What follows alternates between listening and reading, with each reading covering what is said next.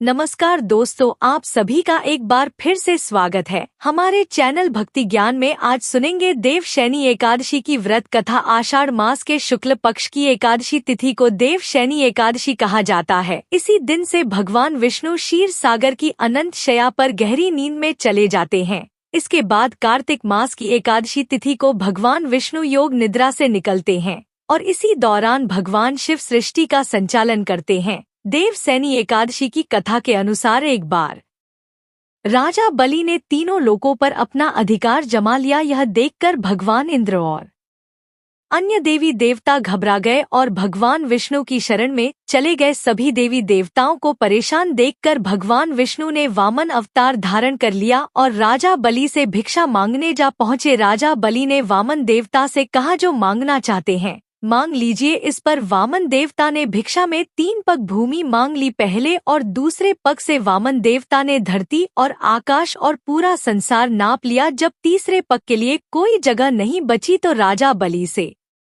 वामन देवता ने पूछा कि तीसरा पग मैं कहाँ रखूं। तब राजा बलि ने अपना सर आगे कर दिया। वामन अवतार में भगवान विष्णु राजा बलि को देखकर बहुत प्रसन्न हुए और उनसे वरदान मांगने को कहा। राजा बलि ने उनसे वरदान मांगा कि आप पाताल लोक में जाकर बस जाएं।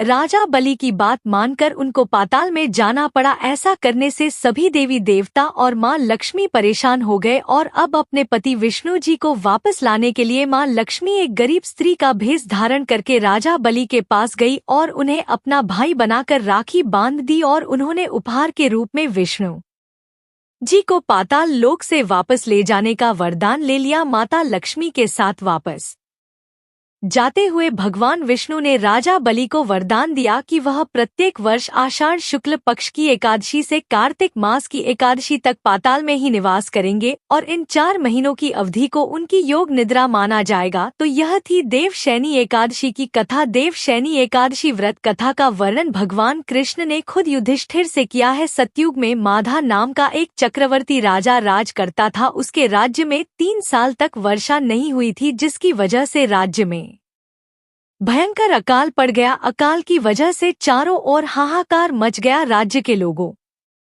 के अंदर धार्मिक भावनाएं कम होने लगी। प्रजा राजा के पास जाकर अपना दर्द बताती, जिससे राजा भी बहुत चिंतित थे। राजा माधा को लगता कि आखिर ऐसा कौन सा पाप हो गया जिसकी हमें सजा मिल रही है। इस संकट से मुक्ति पाने के लिए राजा अपनी सेना के साथ ब्रह्मा जी के पुत्र अंगिरा ऋषि के आश्रम पहुँचे। अंगिरा ऋषि ने उनके आने का कारण पूछा। तब राजा ने हाथ जोड़कर कहा, ऋषिवर, मैंने पूरी निष्ठा से धर्म का पालन किया है, फिर मेरे राज्य की ऐसी हालत क्यों है? कृपा करके मुझे इसका समाधान बताइए। अंगिरा ऋषि ने कहा, यह सतयुग है, यहाँ छोटे से पाप का भी दंड बहुत बड़ा मिलता है। अंगिरा ऋषि ने राजा को आषाढ़ मास के शुक्ल पक्ष की एकादशी का व्रत करने को कहा। अंगिरा ऋषि ने कहा, इस व्रत का फल तुम्हें जरूर मिलेगा। महर्षि अंगिरा के निर्देश का पालन करते हुए राजा अपनी राजधानी वापस आ गए और उन्होंने चारों वर्णों सहित देवशयनी एकादशी का व्रत पूरा किया, जिसके फल स्वरूप उनके राज्य में मूसलाधार वर्षा हुई, जिससे एक बार फिर राजा के राज्य में खुशहाली छा गई। तो यह थी देवशयनी एकादशी की